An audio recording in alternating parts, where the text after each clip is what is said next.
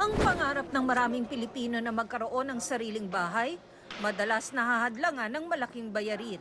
Pero sa 4PH o pambansang pabahay para sa Pilipino, pwede na raw magkabahay ang kahit sinong sumusweldo.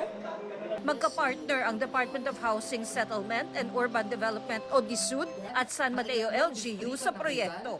May iba ring itinatayo na sa iba't ibang lugar sa bansa. Para maging benepisaryo, kailangan makipag-coordinate sa LGU at sabihin ang pangalan at trabaho.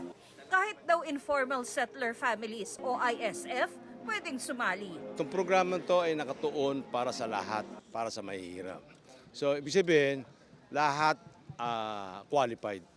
Basta may trabaho. Kasi kailan magbayad eh.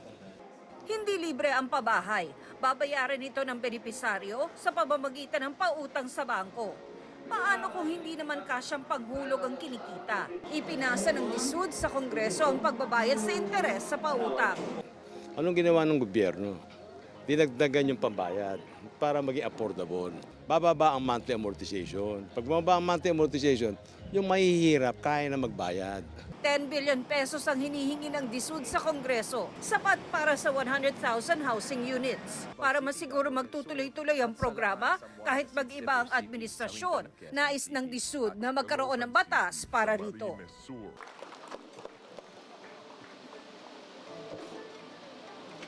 Maraming salamat po, Secretary Acosar, para sa inyong mensahe.